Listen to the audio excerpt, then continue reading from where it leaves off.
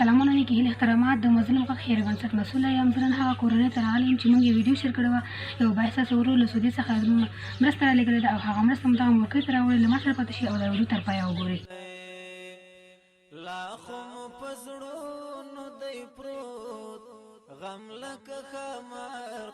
السلام علیکم مور جانې.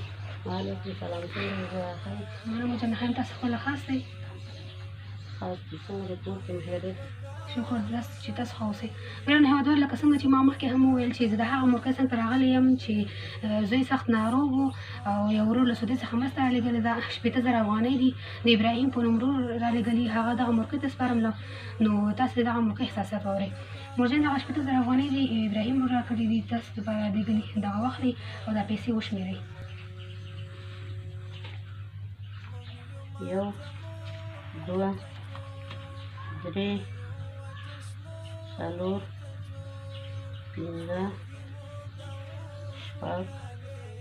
5 6 7 8 9 10 11 12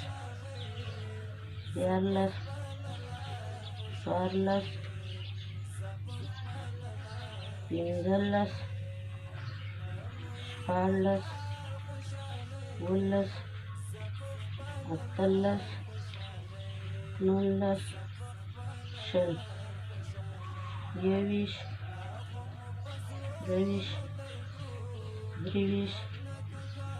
22 23 24 25 26 28 29 10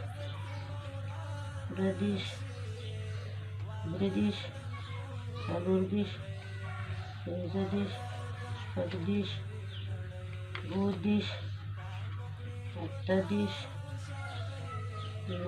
15 16 17 18 19 20 21 22 23 24 25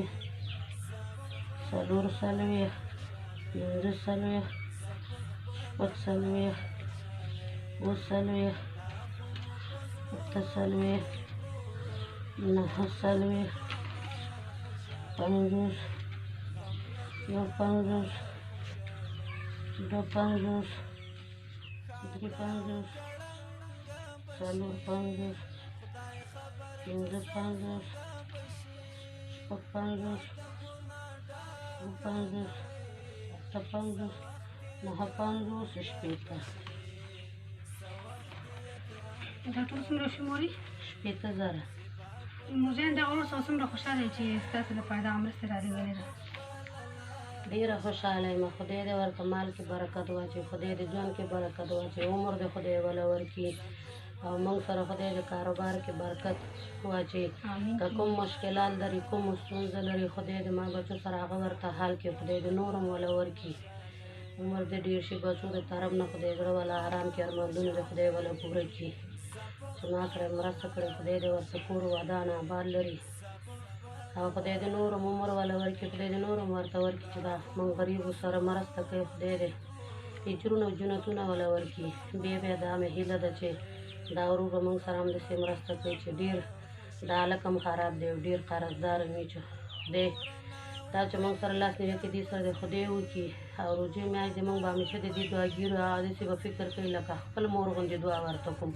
سا خېجولو او ښکته کولو کې مې زړه ورته دعا کوي. په خولې ویل خو به باد وي چې زړه مې وله دعا کوي. بس مور جانې، تاسو دعاګانې کوئ، حتما دغه ورور به تاسو لاس نیوی کوي. ګرانو هېوادوالو، تاسو د دغه مورکۍ غږ واورېدو، څومره خوشحاله شوه له دغه ورور څخه چې دغه مور سره لاس نیوی وکړو تر څو د خپل زوی تداوي وکړي. نو روژې مبارکه میاشت روانه ده. خپله صدقې ورکړئ، الله تعالی سره صدقه قبلوي او له ما سره ملاتړ وکړئ او همکار شئ. د ابراهیم ورور څخه بیا هم زه ډېره زیاته مننه کوم. الله تعالی دې هېڅکله له مصیبتونو سره مخ کوي او خدای ورته مال او کاروبار کې برکت واچوي. خدای ورته په عمر کې هم برکت واچوي. الله دې تل خوشحاله او آباد لري. که څوک غواړي چې خپلې مرستې په شفاف ډول تر ارمانده کورنۍ ورسول شي، خپلې مرستې مظلوم غږ خیر بنسټ